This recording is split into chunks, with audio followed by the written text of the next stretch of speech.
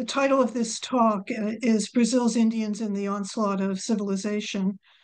And I did want to put quotes around it when I published a book with that title, but the publisher didn't think that would be quite right. So, but now I can do it. My experience with Brazilian Indians probably goes back to the late 1980s. And at that time, I was doing urban anthropology and working on human rights issues and on Brazil. But I was keeping up with what was going on in Brazil before there was a well-developed internet, and it was very difficult to get up-to-date information about Brazilian politics and economics and society.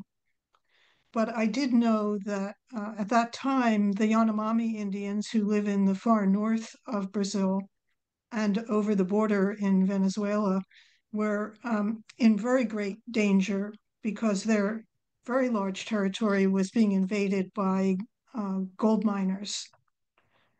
And they were bringing with them disease and environmental devastation. And so it was either 86 or 88, I actually brought a resolution calling for help for the Yanomami to the American Anthropological Association's annual meeting. And after that, I found myself getting involved in various ways with indigenous people. That wasn't my main focus in Brazil. As an urban anthropologist, I was working in big cities. But in the early 90s, I went to work for the Rainforest Foundation, and they sent me to the Earth Summit and what were called the PrepComs before the Earth Summit, which the Earth Summit took place in Rio, but the PrepComs took place in New York. So I would go up to New York, and these were preparatory conferences. And I found myself circulating a petition calling for a change in the wording of an important international agreement to talk about indigenous peoples with an S on the end of it instead of people. Indigenous people want to be known as being part of groups. They are not merely isolated individuals. So if you put an S on the end, that gives them a visibility and a dignity that they might otherwise be denied. So in 1992, for the Earth Summit, I also went to the Indigenous Conference, which took place in Rio just before and during the Earth Summit. And I believe that's where I met Sue. And I think we were both there working with Rainforest Foundation, or I'm not exactly sure. Maybe Sue can bring us up to date on that. And the following year, I paid my first visit to an indigenous reserve in Brazil. I went to visit the Ticuna Indians who live in the Western Amazon in the state of Amazonas. And I was going there for Amnesty International, where I was a volunteer.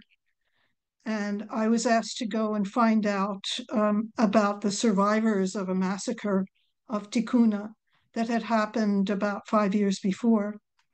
And there were various amnesty groups that wanted to contribute money to help the survivors.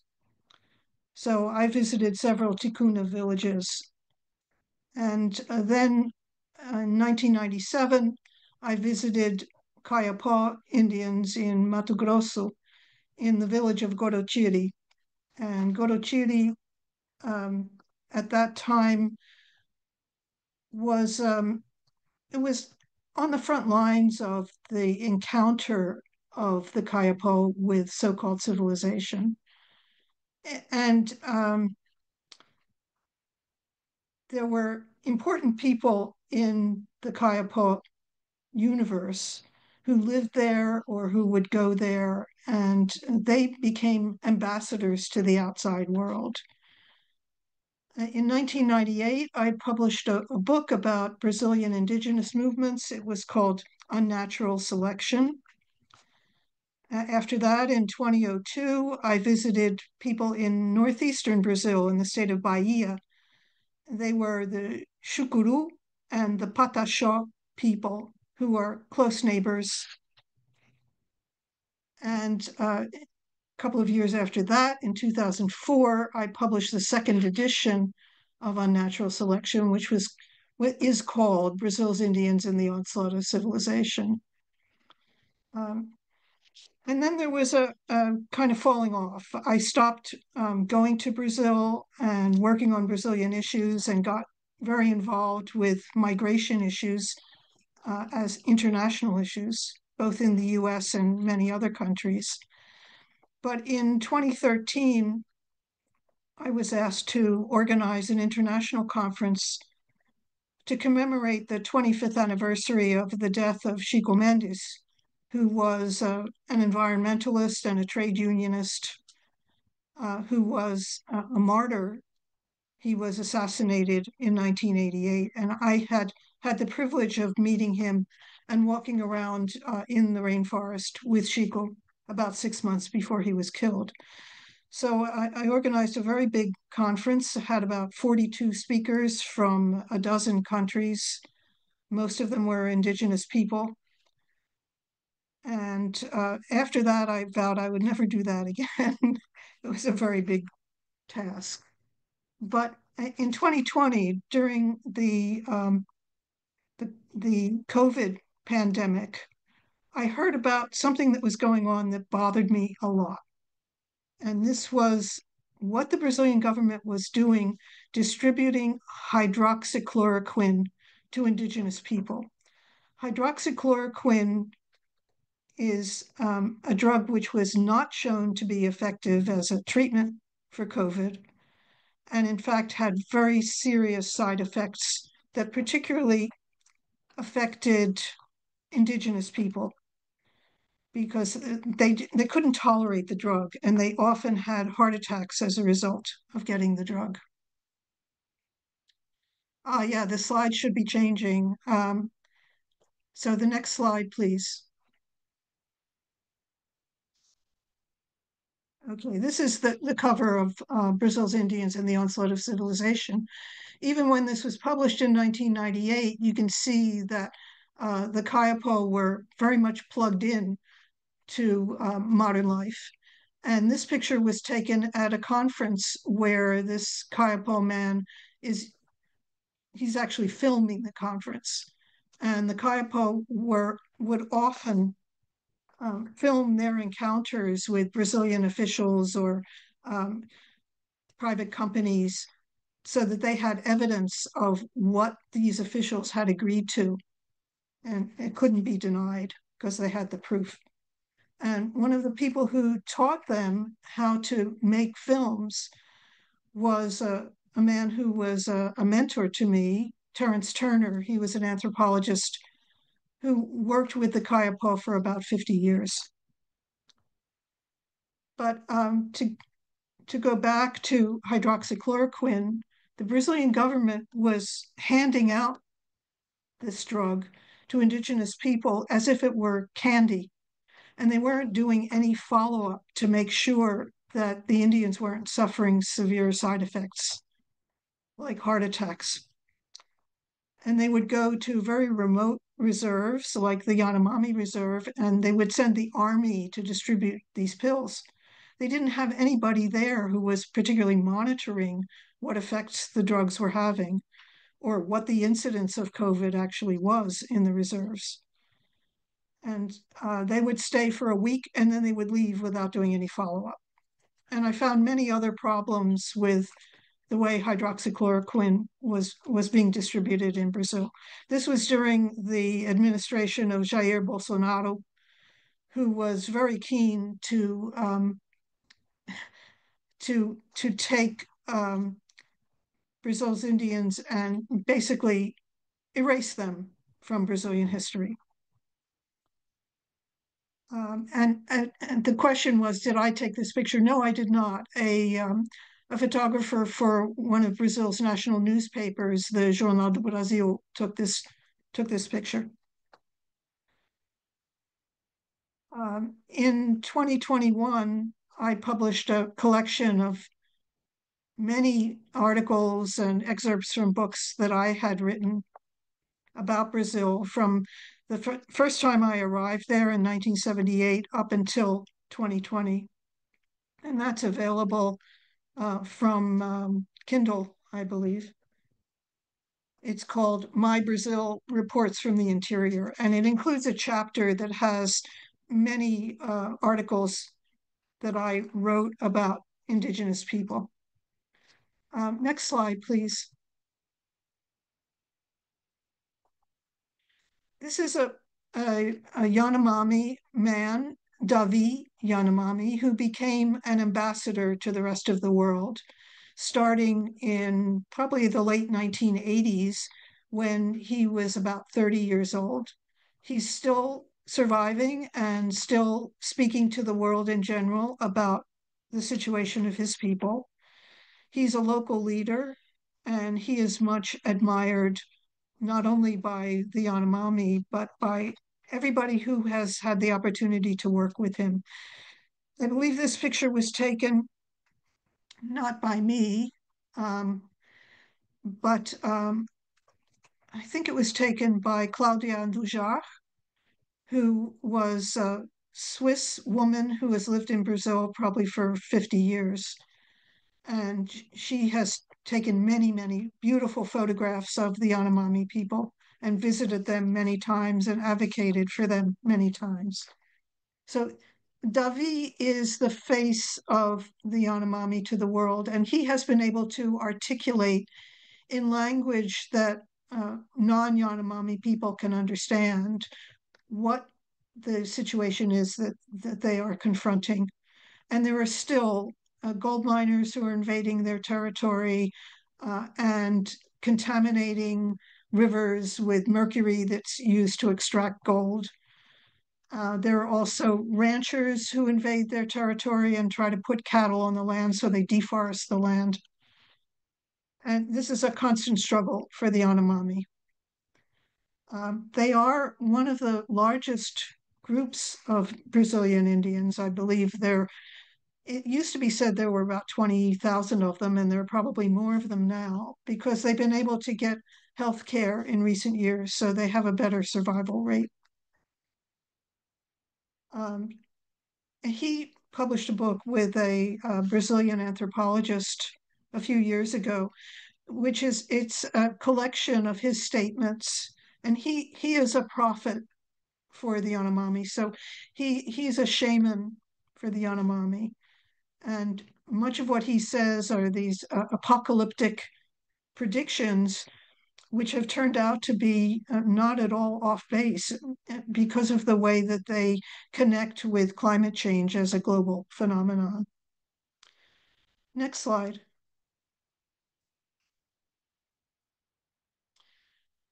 This is a grave that's in a reserve of the Pataxó Indians in Bahia. I visited there in 2002. This is the grave of a man named Galdino dos Santos. Galdino went with a delegation of Pataxó people to talk to authorities in Brasilia about the struggle of the Pataxó people to have their land demarcated. The Pataxó are among the very first indigenous people that the Portuguese encountered in the 1500s. And they have been struggling for more than a century to get the government to recognize their right to be on their land. And this delegation went to Brasilia in 1992. And Galdino came home to the place where he was staying with some kind of guest house. But he was too late to be able to get into the guest house. So he went to sleep in a bus shelter. And in the middle of the night, a bunch of upper class kids decided they were going to have some fun with this Indian. They went to a gas station, they got a container of gasoline, they poured it over him and set him on fire, and he died. So he became an important martyr for the Pataxó people, but he's not the only one, because many of the invaders of their territory have been killing young activists. As soon as they get into leadership positions, they are in very grave danger. So the reason I went to visit them was to go to a ceremony, a ritual, in which they were commemorating another victim of invaders of their territory. And they were kind enough to let me attend this ceremony, which is held in a place that it's very hard to find, and that's not a coincidence because the Indians have gotten very little benefit over the centuries from being in contact with the outside world. So the struggle of the Pataxó and their neighbors, the Shukuru, for their territory is ongoing. I found an article from 2023 talking about how they were still trying to get the government to protect their rights to their traditional territory, which are guaranteed by the Brazilian Constitution. Next slide.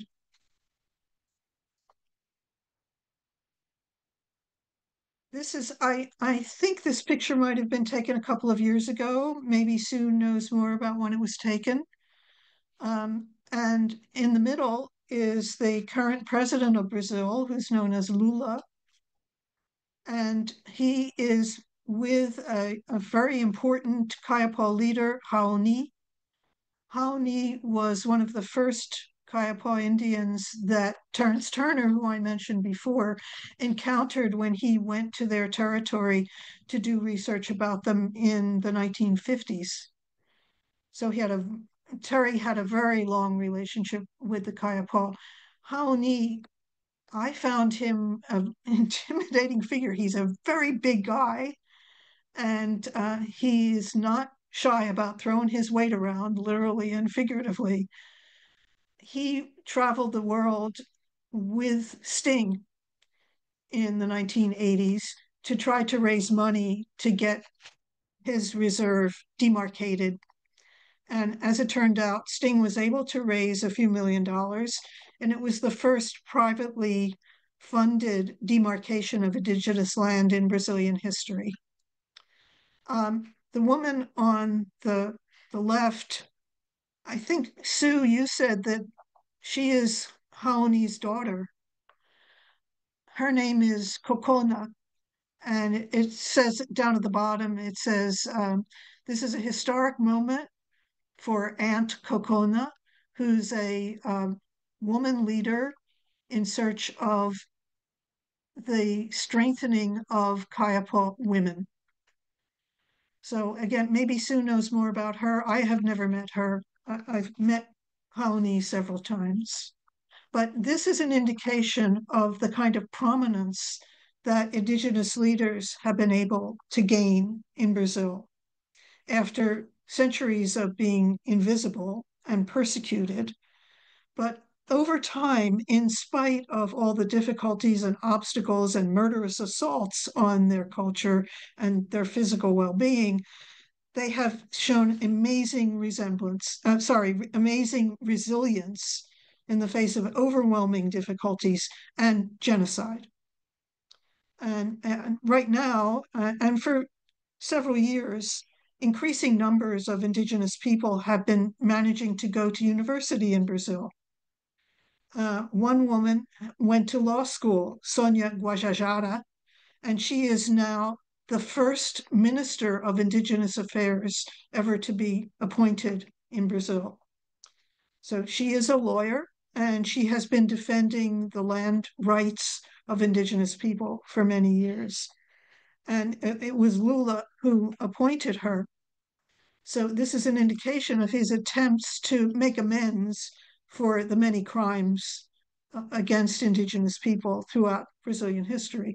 I mean, he has also sponsored some projects and initiatives that are not good for the Indians.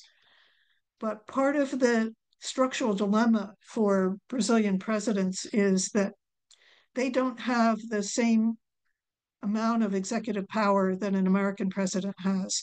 And they have to make coalitions and deals with the most reactionary political parties in Brazil in order to stay in office and to get anything done. So Lula has found himself forced to make those kinds of deals, as well as trying to help indigenous groups like the Yanomami protect themselves. Next slide, and the last one is this is a Patasha woman, and she is using her cell phone to make herself up using traditional designs that her people would paint on their faces. I'm not sure if the headdress is really a Patasha headdress. What I think may be the case is that Indians in various parts of Brazil have adopted some of the decorations from other indigenous groups that they were in touch with relatively recently. So this headdress may be indebted to the headdresses of Kayapo people who live at least 1,000 miles away from the Patasha. But one of the opportunities that indigenous people have had to get to know each other has been through conferences like the Indigenous Conference in 1992, where there were indigenous people not only from Brazil, but all over the world. And they communicated frequently through dance and performances and rituals, which they found to be a kind of common language for them. So this is one example of the ways that Brazilian indigenous people are adapting to civilization, but they're also trying to maintain their traditional practices and culture as much as they can. And I found a couple of examples of very unexpected. One is quoted, I think, I don't remember, this might be from The Guardian or it might be from the Washington Post. This is a quote. An indigenous tribe from the Brazilian Amazon has sued the New York Times, saying the newspaper's reporting on the tribe's first exposure to the internet led to its members being widely portrayed as technology-addled and addicted to pornography. So this group, the Marubo Indians, were just outraged by this stereotypical portrayal of them. And so they did something that it's not uncommon in Brazil for people to sue each other for defamation and calumny. It's a very popular pastime in Brazil. So the Marubo have shown that they are in touch with the currents of Brazilian culture by suing the New York Times. And this is also a way of proclaiming their importance and their power as political actors in the country and becoming very visible. Others are reassuming traditional identities or making a great effort to preserve traditional practices after centuries of persecution and being forced to abandon their language or many cultural practices.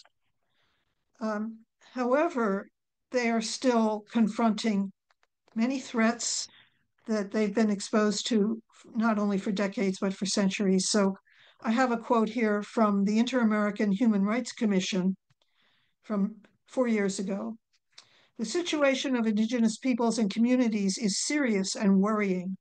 They face not only threats of invasion of their territories by non-indigenous individuals, but also major challenges with respect to the titling and protection of their lands. More often than not, indigenous peoples and communities lack the state protection they need. And not only that, but it's the protection that they're entitled to. In that context, the Inter-American Human Rights Commission voices its profound concern at the revision of indigenous and environmental policies in favor of illegal occupation of ancestral lands, the encouragement of acts of violence against indigenous leaders and communities, and authorization of the environmental destruction of their territories. And the commission also didn't mention that there are land grabbers, land speculators who are invading these territories, ranchers, miners, and also smugglers of scarce resources, both flora and fauna. But this story continues. It's not over yet, and I want to make this a transition to what Sue is going to tell you about, because she just returned from a 6-week trip in the Amazon to revisit people that she had visited many years ago to see what their situation is now and to share with them some of the photographs that she took of them in years past. And a lot of them are able to look at those photographs, I presume, on their computers. And so that's another way in which they are very much in touch with the world outside. So take it away, Sue.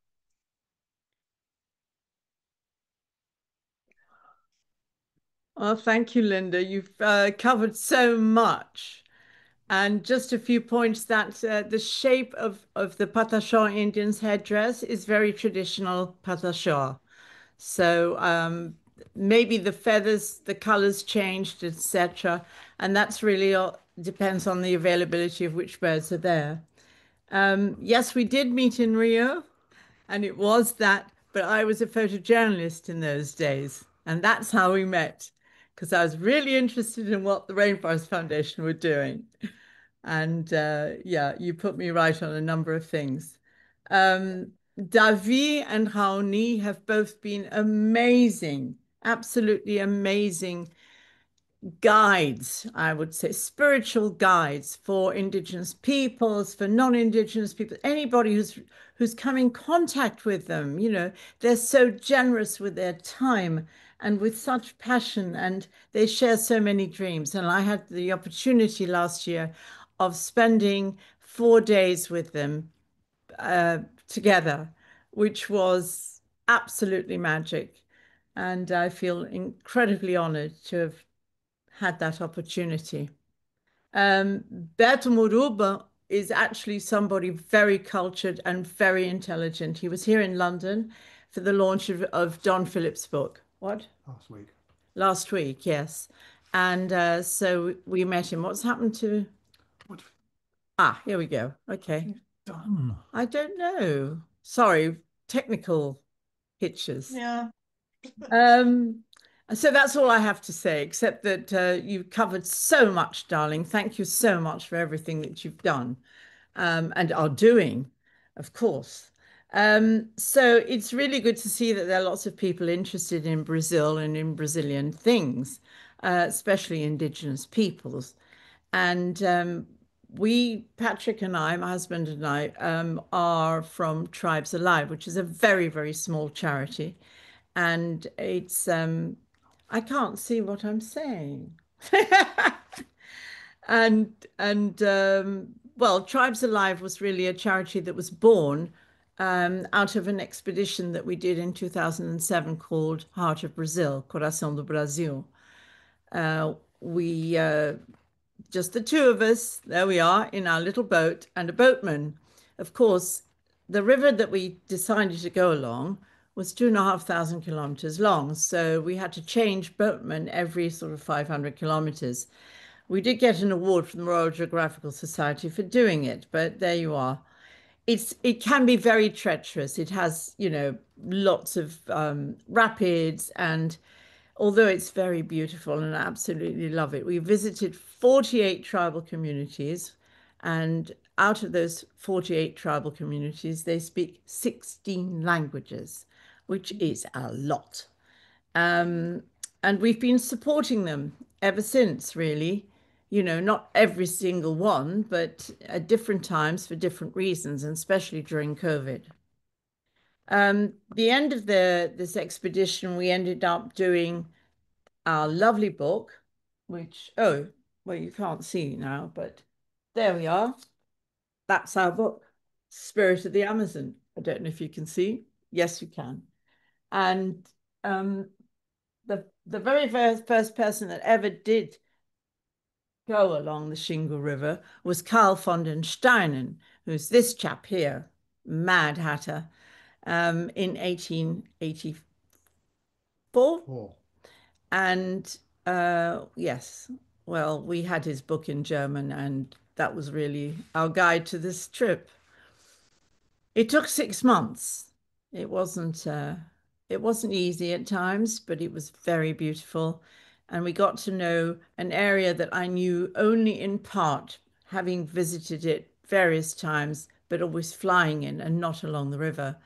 And it was absolutely magical. But you could already see the beginning of all the threats around the area. That's why on this map you can see in red all the threats around, which in those days was logging and cattle and deforestation. Even the reserves, or other reserves, national parks, everything was under threat, but not like it is today. Today is absolutely shocking. Well, Linda, you spoke about our dearest Davi Yanomami. Well, I can only say about Hauni that he was my guide. He was my shining light. And for many, many years, he anchored my soul to the forest. And I would do anything to help him. Like Sting did everything to help him in those days, back in those days. So now we decided it was time to pay back. Oh, here you go. You can see Davi in the background and Hauni in the foreground. And so we decided the photos that I took from the very first villages, and one in particular that I photographed in 1985, I decided I was going to take the photographs back to them because they don't all have computers, unfortunately. Some of them have got phones, which does help. But in the 80s, the areas that I visited were mainly Kayapo. And sorry, I'm just looking at my notes because I'm jumping all over the place instead of keeping to to what I was going to say. At the ATL, which is the free land camp, which happens every year in Brasilia, where loads of Indians come together, and it's absolutely incredible. Hundreds and thousands, and absolutely from all over Brazil, and sometimes from far afield. So you've got Raoni here in the middle, and that's Cocona in the black top at the back. That's Raoni's daughter. Oh, you can't see. Oh, of course you can't see. Well, you can see. She's she's in the second row. She's the second from the left to the right. And we were able to witness the political presence of people. You know, in the olden days, they used to come with their bows and arrows and their bordunas, which is their war clubs, and they would walk up to the Congress and yell at them and everything. Nowadays, they come with their mobile phones. Nowadays, they come with placards. Nowadays, there are loads of them, and they have a lot to say. A lot of them, as Linda said, go to university now. They and they are in politics. This is Celia Shakriapa, and she is one. She's in Congress, and she is feisty to say the least. So there are lots of indigenous views. Joenia Wapishana is actually one of the main people. She's the head of FUNAI, which is the Indian agency. So there are indigenous peoples all over the place. The lady on the left was the one that made this beautiful necklace for me. The chap in the middle, his brother was our main boatman on the trip. And the woman on the right is Kokona, Hauni's daughter, again. One of the first villages I visited was just by chance. I was still a photojournalist. I'd gone to Carajás, which is this hideous mine. It's open cast. It pollutes the water. It's devastating for lots of wildlife and for the area and for the rivers. And of course, the railroad that goes to Maranhão. And the problem with that is that that railway has just brought other people along it, and they have devastated the rest of the area. So it's horrid. It's a really horrid thing. And indigenous, what are you going to say? So I was photographing the forest because it's so beautiful, parts of it. And I was by a river, and this canoe arrived, and there were four men in it, young men, and it was piled high with Brazil nuts. And so I thought, oh, that's interesting. And they tried to explain with very little Portuguese that they were leaving the nuts there because somebody from Funai was going to come to Carajás and pick up the nuts, and they would then have some money to buy machetes or whatever they needed, which was very little in those days. And but their engine was broken. Now, because their engine was broken, Muggins here decided, well, I'm going to get them to repair it. So I managed to get the engine repaired, and this wonderful man that you see in this picture, this is a photo that I took 45 years ago, and he said, come.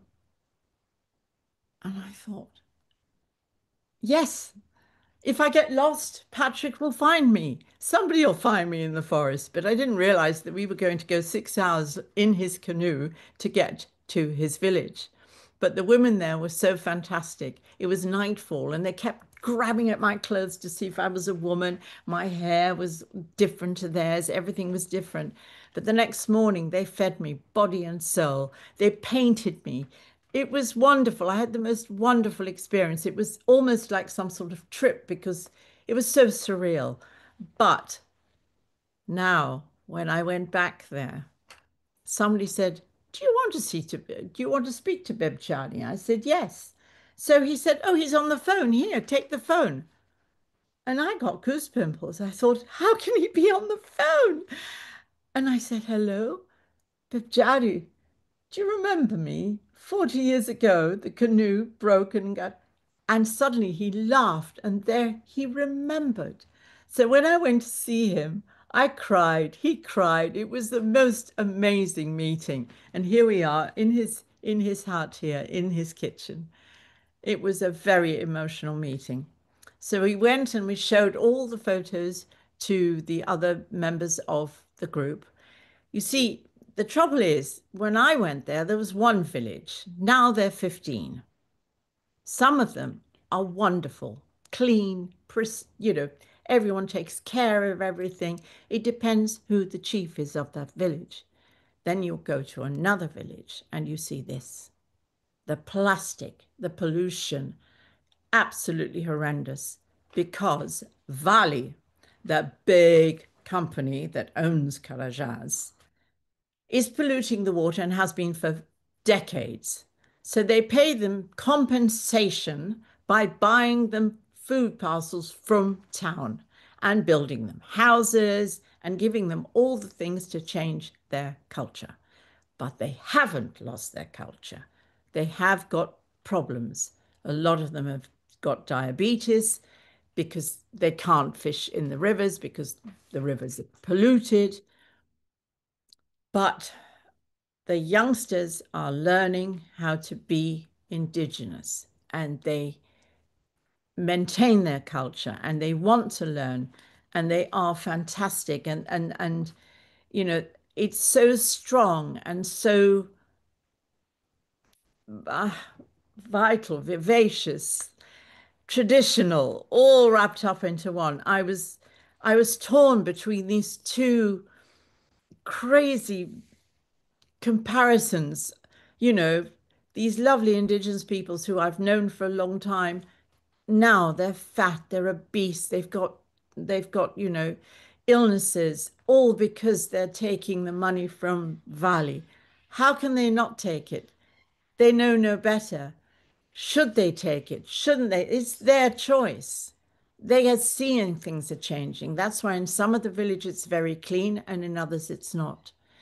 Here, the old women are singing to the younger women. Of course, they have an oral tradition, so they're actually singing to them all the knowledge and the legends and all the ancestral knowledge. Again, I'm saying, I'm thinking Portuguese instead of thinking English. Sorry, but it's really bad if you can't drink the water, you know. And all those last photos, they were all taken 6 weeks ago Yes, during our trip. yes. Thank you, because that's not clear, is it? But in this picture, there's one of the old ladies who also remembered me, and she's taken my finger, guiding it onto a screen, which is a TV screen, not a computer, because they don't have any in the village. And and we took our laptop so we could show them all the old photos. And this is a photo from 85. So she's guiding my finger to show me the teacher from the village as a young boy, Bemoro. So that was quite funny. You know, we all had a good laugh. The good thing is we laughed and we cried because some people had died. And of course, they were very sad to see that the pictures of them from old. But it gave them something from that time when people didn't go there to photograph. And so now they have it for their archives for the future. And I'm very happy to have been able to do that. The next village we went to, we had to go by boat. There was no other way. The roads were just not non-existent. And we had to wait for 4 hours at a waterfall. So because one of the boats could take us only up to the waterfall because you cannot go up it. So you had to carry everything round the waterfall, and then another boat would come to the waterfall from the top, pick us up and take us to the village. Well, I sat there for 4.5 hours and was covered in butterflies. Amazing. When we got there, it's a village that I had visited many times with the body shop, with Anita and Gordon, because they had a Brazil nut project going on with them, and it did really well. And they still remember that. And the old people are saying, "Oh goodness me, please bring back the body shop, bring back the Brazil nut project." But unfortunately, the markets. They buy the cheapest Brazil nuts from wherever they can, or the Brazil nut oil in this case. And so these poor people who live so remote, they haven't got a plane anymore. They haven't got the support from the body shop, so they can't revive that project. But they still plant. They still go to their houses. They have their gardens. They still work hard. And I know 3 generations in some cases. The woman in the middle, in the blue dress, she's somebody that I've known since she was a tiny little girl. And her mum is one of my greatest friends. This is her mother. And yeah, Irepa, she's just absolutely amazing. Feisty, goes out there with a broom every morning and starts sweeping leaves away. And what? Oh yes. And she was the one woman, she was the one person actually, who taught me most of what I know from the Kayapo simply by singing to me and putting her forehead against my forehead. I know it sounds crazy, but it was as if everything that she said just sank into my head. There's her granddaughter. Isn't she lovely? So I know her, I know her mother and her granddaughter now. And I stayed in their house, and it was very, very lovely to be there. Unfortunately, I couldn't stay long. The territories around are absolutely under threat. They're fighting tooth and nail. The young people have got Starlink. They have what they call the media house, and they're teaching people how to use computers.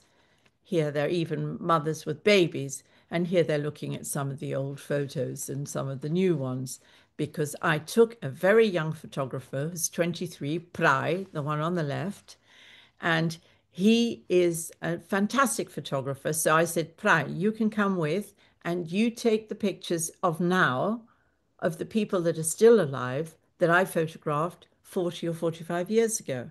And he said, I'm coming, I'm coming, I'm coming, definitely. His father came up to me and said, so you're going to take my son away? And I said, no, I'm not. This is a partnership, and this will, propel him into another world. Well, it did, but I tell you something, we both learned a lot. So here we are in the Funai offices of that area. And the lady sitting down is actually one of Payakan's daughters. And Payakan was a great mover and shaker in the 80s. And he was very instrumental in the whole demarcation of the land of the Kayapo. So she's a wonderful woman, and she she was saying, you must wait a few days before you go to the area because we're going to have Ibama's helping us. We're going to go and try and stop some of the gold mining that's going on. So we had to fly over that area before going to the next village. And what we saw was devastating. Hundreds of miles of illegal gold mines, one after the other, one after the other. And these aren't men panning for gold with their little pans in little holes. This is big machinery. These are huge, it's huge money, as Linda said. There's prostitution, there's drugs, everything comes through there. It funds the favelas in Rio. That's where the cocaine comes from, in the middle of the Amazon, from Colombia through to this area, through the gold mines. That's where they change hands. It's horrendous. And all the waterways, of course, are polluted because of it. It's a lawless land. What? The plane. What about the plane? So we took a plane. Yes, yes, yes. So I said we flew. The first half hour, This is what we saw. this is what we saw. It was a 4.5 hour, no, it's a 450-kilometer flight, 2.5 hours. The first half hour was mine, mine, mine, mine. And then we got into the indigenous area. And suddenly you could breathe again. It was absolutely joy. It was pure joy because this is the Xingu. This is what we call home. This is where I feel at best. And then, of course, we landed in Metutiri, which is Hauni's village. It's also the village where Praia comes from. And you can see the little green landing strip. Good luck when you're landing. Most of the villages are built in a circle like that. And it's very conchegante. It's like a huge hug, actually. Everybody is united in some form. So even during the festivals, they're united, but even every day, in their everyday life, they're united. And of course, and in right by the water's edge is a big school because other indigenous peoples, Kayapo, from neighboring villages come to school there. And again, butterflies, just wonderful all round us. We went for a dip in the river when we arrived and we were surrounded with butterflies. The water is clean. They can fish there and they can fish well. Some of these are piranha, but never mind. It's fine. And this man is Beptuktet, and he is the son of the chief. And the chief is an old friend of ours, Pekin. And Pekin he's got this amazing spiritual aura about him. Of course he does. He's in Hauni's village. This young man showed me a picture on his phone that I took of him in 2007. Anyway, and he's now the teacher in the school. Isn't that amazing? Because he went and he wanted to learn how to become a teacher. He went to university, he came back, and now he teaches in that school. I think it's a wonderful story. The other wonderful thing about Metutiri is they got funding for solar panels. So every single house has got solar panels. So there's no need for generators. There's no need to buy fuel for the generators and that horrible noise and all that pollution and all that money that was wasted on generators for what? For nothing. So now that's really working well. But they're still children. They're going to be cheeky and happy going to school or coming back from school. You can see how clean it is. That's Pekka. Isn't he wonderful? He's got such an amazing face. And he walks around with his bow and arrow like in the old days because that's his status symbol. He also has a walkie-talkie so he can talk to everyone. This is a picture where everybody's enjoying the photos that we had brought from the past. Yes, and of course, Prai had to take a picture of me taking a picture of a monkey. Well, there you go. From there, we had a very arduous trip because the roads are so bad, but in a way, the roads are what protects indigenous peoples, the bad roads, because, well, you can see. Can you imagine going in there for 6 hours along this road? And also, it reaches the main soya way between Sinop in the south, in Mato Grosso, right up to Santarém, where the ports are for the soya to be exported. We saw the rest of lots of burnt forest. The political pressure by these companies is devastating. You know, there's a place called Castelo dos Sonhos, which always makes Linda laugh because it means castle of dreams. Well, it's a gold mining town. It was built on gold mining, illegal gold mining, and now it's the town that sells, you know, all this big machinery for gold mining and for agribusiness. Well, we reached Baú, which is on the headwaters of the Iriri with the Baú River, Kurua, and it's still beautiful. And we've had a long-standing relationship with this village because this is the Casa do Lixo, for instance. They do buy things in town, but then they collect the rubbish. Each house has got a collection bag, and when the bag is full, they take it to the Casa do Lixo, the house of rubbish, and we paid for that. And then the rubbish is taken back to town where it came from. Perfect. Maria, cadê bolacha? She used to say to me always, where are the biscuits? This was years and years ago, where she's grown old and now she's a grandmother, but she still loves her creatures and she still has a wonderful smile. This is the chief, Bibjo, and he is very feisty. And he said, well, you could bring back all the other, you know, the Babasu oil project, which we had started and went very well for 3 years. And that was before COVID. And we're now funding another thing together with Rainforest Foundation, which is the surveillance of the boundaries of the area, and also the firefighters, training firefighters to fight the fires, because now the way the fires are coming is not natural. These are fires that are being put deliberately by farmers, and which is horrendous. So I just would like to, oh yes. So if you think about COP, which is coming up, this is how I see COP. Direct access to climate funding. That's what I see for them because they're organized. They've got their associations, they've got their institutes, they know how to do it. They've been doing it for years and they know what's best for their communities. So who are we to say no? It's their choice. And this is Bakare, and I think he's going to go far. You know, the days of philanthropic business is over. They can take care of themselves. All they need is a little bit of help. Haoni once said to me, not so long ago when we met up with him, I ask you to live in peace. This is his message. Believe my words.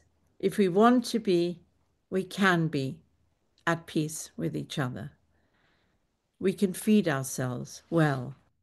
We can have a light step on this earth. We can have beautiful nights. We can take care of each other. Meet and talk, understand one another. Mother Earth teaches us all together. We can be united. Thank you. That's our book. Yeah, sorry, there's a QR code. So if you'd like to, please do. And if not, just look us up, tribesalive.org. And we welcome any questions. Thank you so much, Sue and Linda. That was really wonderful. And what beautiful words to end this talk on. So there's a couple of questions in the chat. I'm going to bring Patrick in now so he can answer some of the questions too. Excellent. And feel free, if you have a question, to unmute and feel free to ask. Linda asked, how old is Raoni now? 93, we think. But as it wasn't recorded when he was born, I can only take it from the doctors. Christine asks, any observation about women's expected roles in these villages? Oh, fantastic. I mean, in the olden days, the Kayapo women, out of all the, indigenous peoples of Brazil, they used to walk around with their machetes, which is a great big knife, which is their tool. That's what they use for everything that they do. So they used to walk around with this tool, and they'd use it when they were orating. Yeah. And it was really, quite something. It was, as Linda said, very intimidating, but always with a twinkle in their eye. And now they have politicized themselves. They're in there.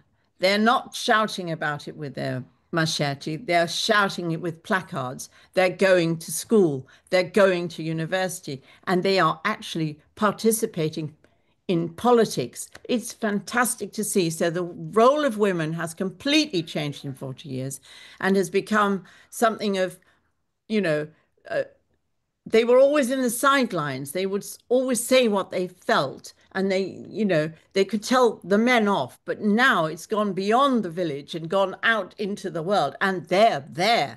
And if you want to know how a mobile phone works in the village and there's a problem, you go either to a very young person or you go to the women. They know more about it than the men.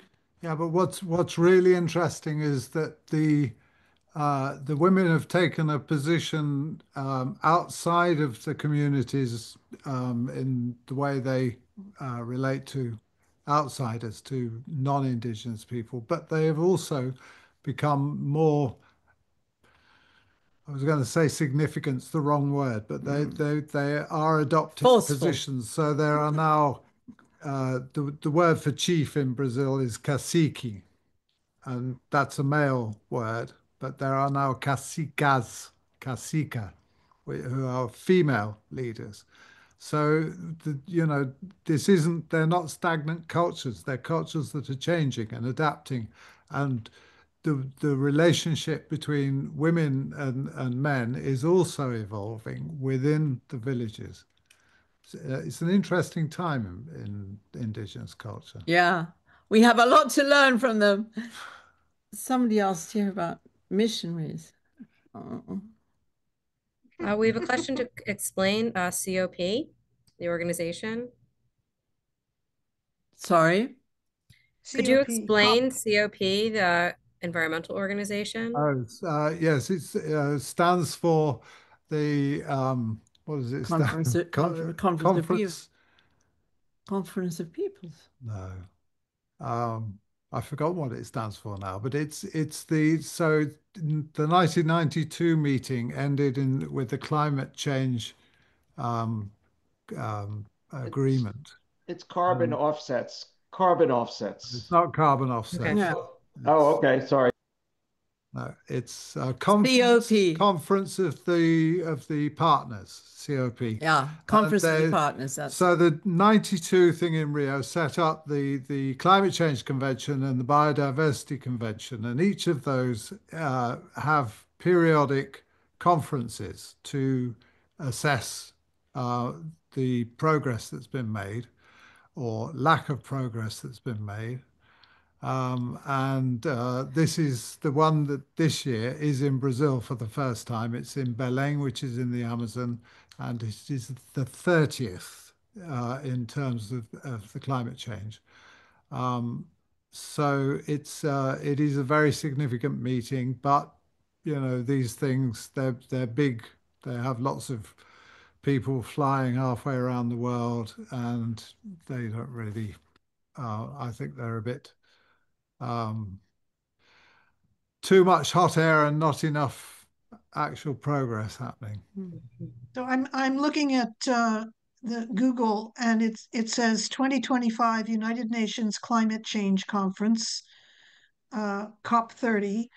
artists. Monday, November 10th, 2025 to Friday, November 21st, 2025 in Belling. Yeah. But there are Thank you. pre-COP meetings going on all the time, Linda, all over Brazil, because they're so worried that they're not going to be able to have everybody in Berlin because there aren't enough beds, there aren't enough hotels. And I fear for the indigenous peoples because when they go, there's nowhere for them. Christine says beautiful photographs and asks, is there a state of medical care improving? Yes. Yeah, so the 1988 Brazilian constitution was really progressive in terms of indigenous people, and Raoni fought at that time, and so did Payakan. Various other people were involved, and they got a really good deal for the indigenous people. It gave them the right to education, differentiated education, so education which respected their cultures, and it also gave them the right to healthcare. The application of that right has been pretty patchy, but there have been various really good parts. So there was a partnership between one area and one of the medical schools in Sao Paulo, which is still ongoing. So that's been from back near that time till now. And they do get access to medical care, and as a result of land security and improvements in medical care, indigenous populations are growing quite rapidly at the moment. So also, more Brazilians are starting to identify themselves as being indigenous, especially people who live in cities. yeah. They're not shy of it anymore. Sarah said, do you have any thoughts about the Christian missionaries who come to Brazilian indigenous peoples communities from North America? There are inevitably some really good people who come as missionaries, but there's a lot of evangelists.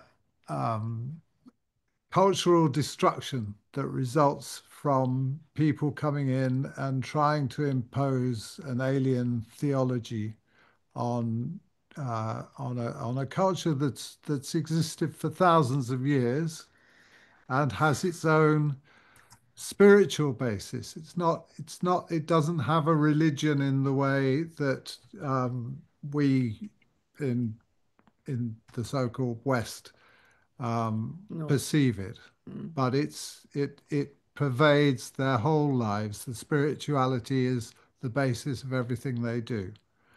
So when somebody comes in and says all of that is Rubbish. Rubbish, and you should believe in this one man who's a savior of you all, it's very disruptive to their cultures. But this goes back to the Jesuits shortly after the arrival of Europeans. Some of them were good. Some of the Catholic missionaries were good people, and some of the evangelical missionaries are good people, but generally I'm not very happy about it. No, and they try to give them, sweets to come to church. So can you speak about the approaches to living with the animal ecosystems around them, hopefully more sustainably than our approaches?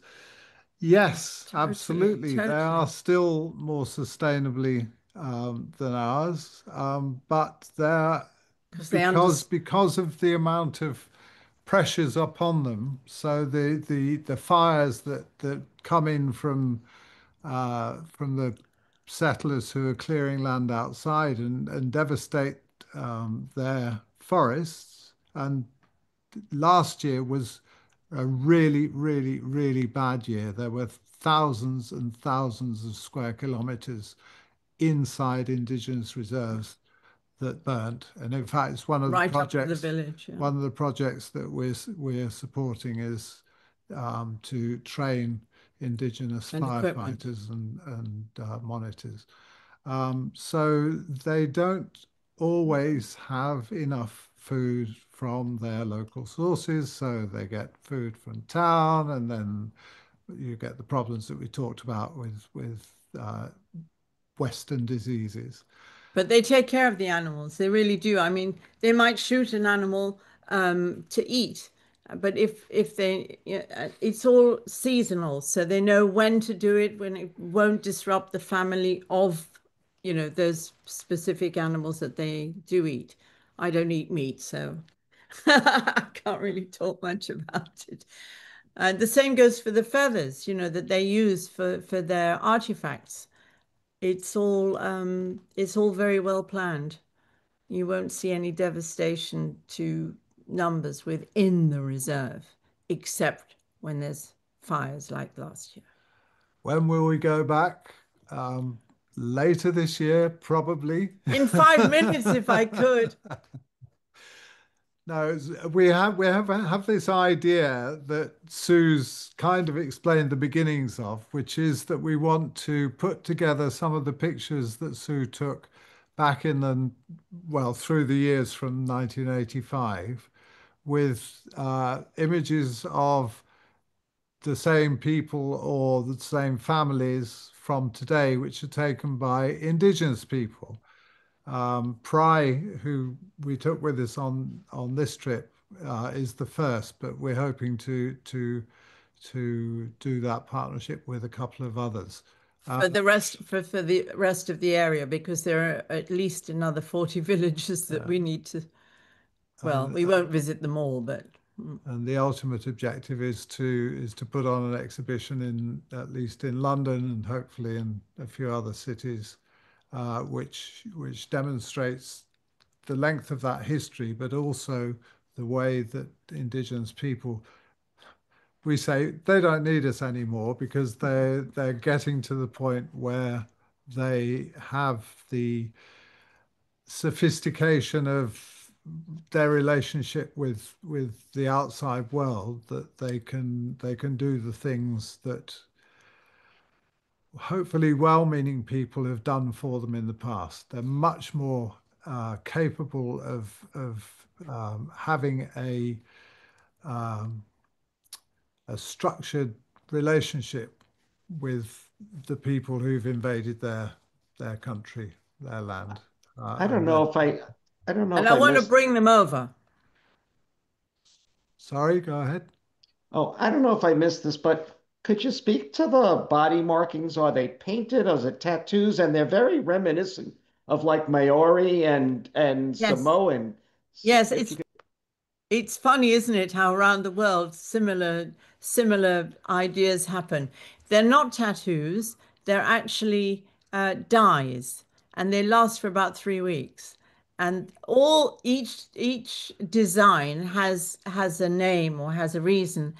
Sometimes it's to do with the festival, but now some of the women are doing their own designs based on the traditional designs. In fact, one village I actually managed, I was talking to a designer in London, and he said, well, we've got our shop, we could do a series of clothes with their designs on and then give them the profits. And they did that for 2 years. So that was another way of using something from the forest without destroying the forest. Well, there you are.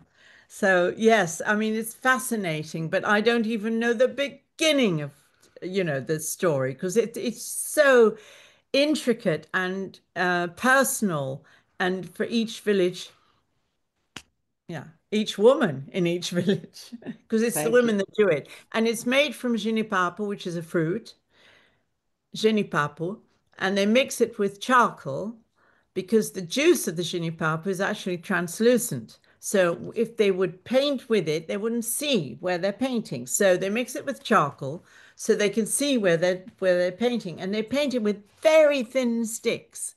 It's absolutely incredible because they can do parallel lines like that. It's just to watch them, it's such an art form.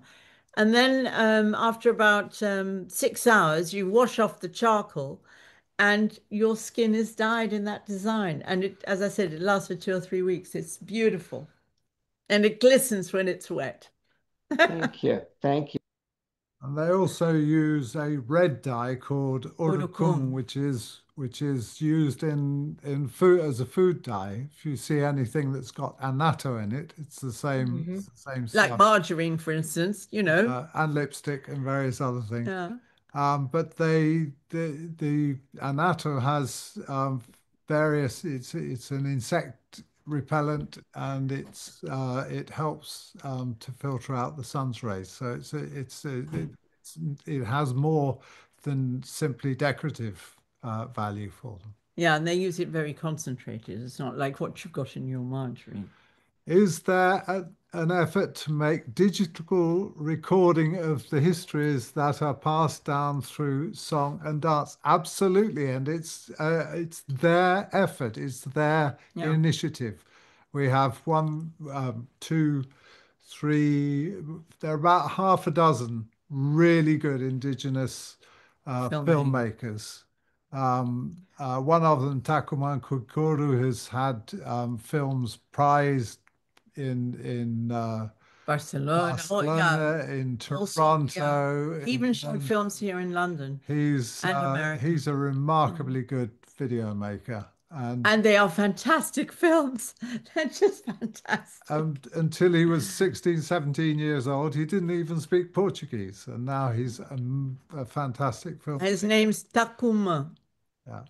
I should put it on there. So yes, absolutely, there is an effort, and it is their effort. It's not outsiders doing it; it's them doing it. That's why I wanted to give them the photos back to have so that they've got that part of the history that they didn't register in their archives, and then from now on they can do their own. Yes, and every village we went to, they all asked the same thing. When we were showing them the photos, they said, "Have you got video?" And we hadn't, because when we were on the expedition, we did have a video camera with us, but we always asked when we arrived in the village, is it okay for us to photograph? Is it okay for us to video? And often they would say, yes, you can photograph, but not video. Yeah. And now they regret it. Yeah, well. Linda, you can answer some questions too. Well, let's see. Somebody asked about David Good, who is Kenneth Good's son, who is indeed half Yanomami. Kenneth Good fell in love with a Yanomami woman. He was an anthropologist doing research, and this is decades ago. And she actually moved with him, I think, to New Jersey, and she was very unhappy living in the United States. So she returned to her village. And I believe that David Good grew up with his father. And I'm not sure if his mother had other children that were with her in the village. David Good did write a book about growing up half Yanomami. And Kenneth Good was a very controversial figure among anthropologists. Many anthropologists felt that he acted unethically in getting together with her and having children with her and bringing her to the United States. But, as it's turned out, yeah, David Good, I believe I'm not sure if he's an anthropologist or I think he is an academic. So, and he has this personal knowledge and experience of the Yanomami, which is rather rare. It says here he's a microbiologist. Yeah, back then there were quite a few questionable things going on with the Yanomami. There were efforts You bet. to take their DNA without their informed consent. This is another concept that is widely talked about: free prior informed consent. FPIC, it's referred to as. The crucial thing is the informed part, because how do you assess? You can assess whether somebody's given their consent, but is it informed? And that's a really difficult thing to do, and it is used widely in Brazil. They go, yes, we've got their consent, but the way that the informed part was handled is mishandled. And that was certainly the case back or in the day. misinformation, you know, fake me news. I mean, Yeah, certainly the case back This in the this day. came up in regard to hydroxychloroquine Yeah. because you know the whoever was distributing these medications was not getting informed consent from people. And I looked up several, there were research studies that were being done during the pandemic to try and determine if medications like hydroxychloroquine were effective and safe. And I looked them up, and there were a number of them that were actually taking place in Brazil, funded by the UN, and most of them made no mention of informed consent. And one of the reasons that they could get away with this was that they were doing research on indigenous people who lived in the city.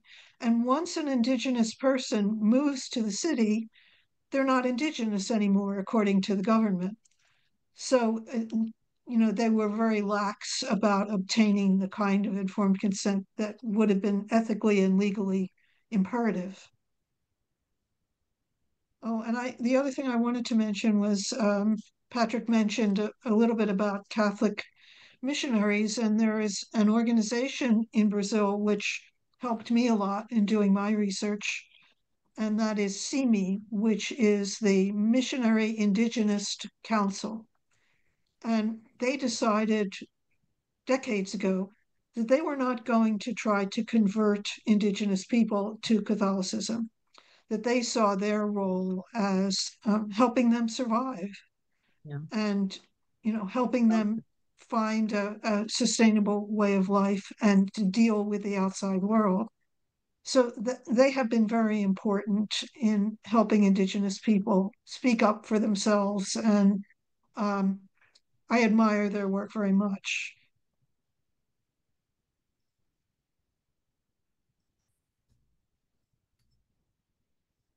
Is there anything else? People have any other questions?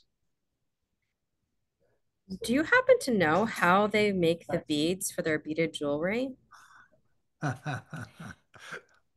right. Most of the beads were brought in, the first beads were brought in when they were trying to make first contact. By the missionaries, mainly. And they came from China. No. No, they came from the Czech Republic. Sorry. Mm. They were little glass beads like these. Now they come from China, and they're part of their culture because in the olden days they only used berries. Sometimes they dyed them, seeds, you know, and also because they've got so many different colors in the forest. It's amazing. If you ever go to a muvuka, which happens in the Xingu, where all indigenous women come together and they gather seeds during the year and then bring these kilos of seeds and they throw them all up in the air so they can reforest areas. Anyway, it's beautiful because it's so colorful. But nowadays, because they prefer these beads for some reason, well, because it's, you know, part of their history now, you know, 50 years they've been doing it, longer. So does that answer your question? Yes, thank you. Sometimes when I went to visit Gorochiri, I asked Terence Turner, what should I take to them? Because you always have to take presents to give to people. And he said, oh, you must take beads. You must take glass beads from the Czech Republic. And I actually found a shop, a bead shop in Wheaton, Maryland, where I bought something like, I don't know, $50 worth of beads, which is quite a lot of beads. And I gave them to the cacique of Gorochiri village, and they were much appreciated. Yeah, we've made the mistake of buying Chinese beads in Sao Paulo and bringing them to a village, and they turn their nose up. You want the Czech? They still took them. They still took them though. Yeah. I particularly like the blue beads. Oh, Gorochiri. Yeah. Yeah. Their main favorite color color. now is yellow. in Mm. Gorotiri. Fashions change, darling, even there. Yes, and I was walking down the path in Gorochiri after I had given a lot of presents to the cacique, and he was going to distribute them to people. And I'm walking down the path, and there are two women in their little house, and they leaned out the front window and said, "Where are our presents?" Yeah, exactly. Exactly. But Yeah, I that just had to happens a lot. trust. Yeah, I had to trust the cacique to, give Mm. everybody because these economies are not accumulative economies, they are distributive economies. So the leader gains prestige by giving things In a way, away. yeah. It's always, if you go into a village and you're looking for the cacique, it's probably the house that's least, the smallest, half dilapidated, a man working outside. That's the cacique, not the ones where it's slung in his hammock doing not a lot. So true. Because they lead by example. That's it. And they teach by example and they Yeah, learn by example. yeah. Children Um, don't are not forced to do things. They choose to do things. They learn by example. Mm. okay, my friend Riva, who I've known since we were both about 13, came into the call and she says, "Thank you." Well, thank you, Riva, for coming to this presentation. So if you don't eat meat, Here's another question from Kirsten. fish. Fish, lots of I fish. do eat I do eat fish. Not a lot, but on the expedition, it was the only protein that I could, get my hands on. But yes, I mean we eat nuts and fish and loads of fruits and things in the forest that don't even have names in this country. So, yes, I do not go hungry. And the other thing, of course, is manioc because that's their staple diet. They cultivate it and there are 13 different types of manioc. So you always find some manioc, whether it's in pieces, whether it's boiled, whether it's just on the fire. They're all different ways of preparing it, but the best one is poisonous. So it has a very long thing. You have to scrape off the skin when you dig it up from the root. It's a root. So you have to dig it out of the ground. You have to scrape off the skin. You have to leave it in water in the river for days, and then you have to grate it. And after it's grated, it's left out. Yes, washed. Yeah, to wash out all the toxins. Then it dries in the sun, and then it gets toasted on these huge pans, and it's delicious. And they make this big pancake out of it.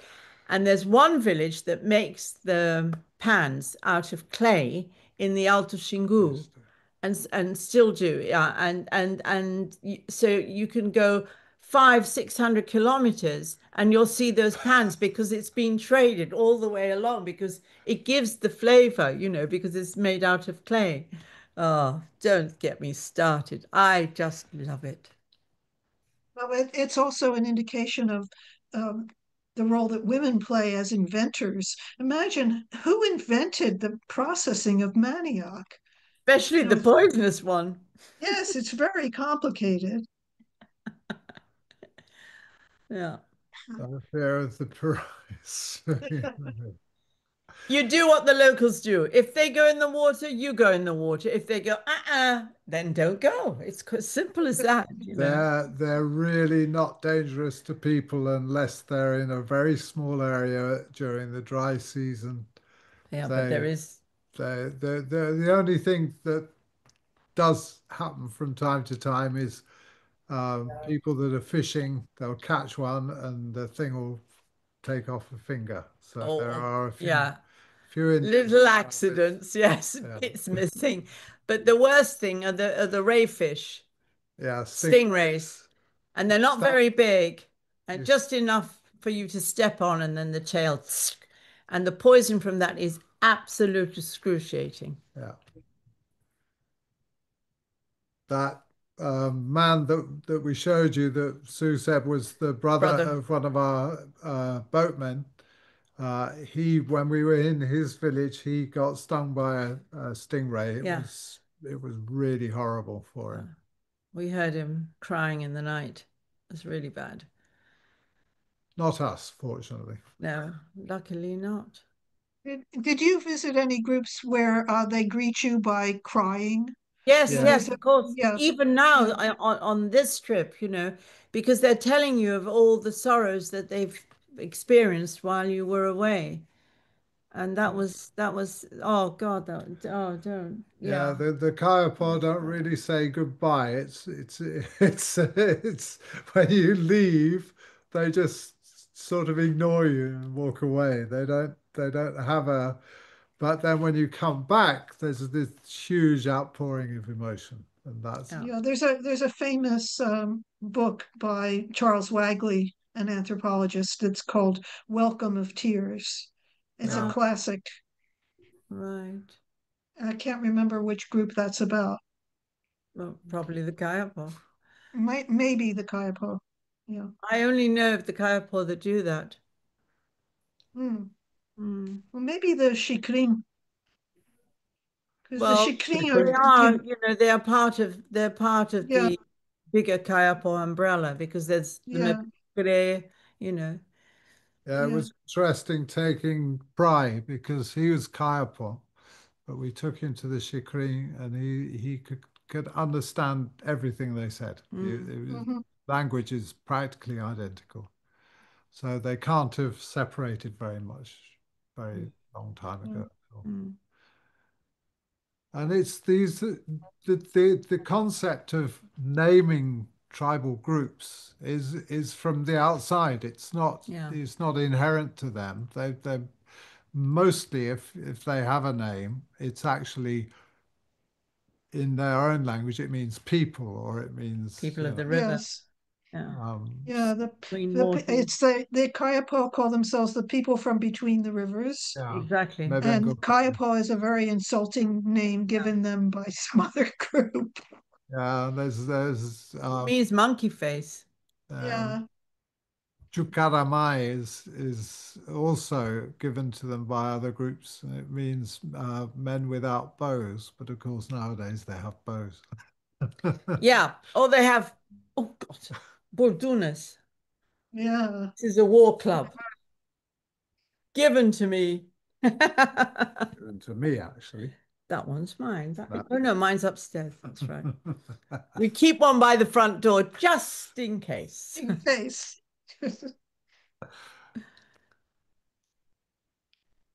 Any more questions? Come on, there must be some questions. Could you talk more about the seed spreading ceremony and Ah, why they engage in that practice? Well, because of the fires and things that have been happening of late, they decided they were going to collect seeds. And of course, it's the women because they're the ones that go into the forest. So they started collecting and then they started exchanging seeds, the groups within themselves. And then they started selling seeds to people that wanted to plant outside of the Indian reserves. And then it came back into the reserve as a thing that grew amongst all the groups. So when they have the festivity, it's called Muvuka. I mean, it just sounds so vum, doesn't it? Mhm. Muvuka. And that's exactly what they do. They get together, they have these bags of different seeds, and then they make a huge pile and mix them all together. And I was going, no, don't do that. But it's just so visual, it's amazing. And then they take handfuls and they walk across areas that have been devastated and they just throw the seeds into the air. and some take. But at the right time of year so that the rains will follow and blah, blah, blah, blah, blah. But it's also become because there's a move amongst some of the farmers to they've realised that by removing all of the vegetation up to the Yeah, edges of yeah. the rivers and streams, they're actually making everything dry out. So there is a move to reforest along the waterways. And that's a source of income for the indigenous people now. Mm. Okay. Well, I want to say hello to my friend Mary Lou, who's also on the call from Maryland. And thanks to the rest of you for good questions. Yeah. I'm sure we all enjoyed this very much. Well, I certainly did. We did. We did. Great to see you too. Yeah. And thank you.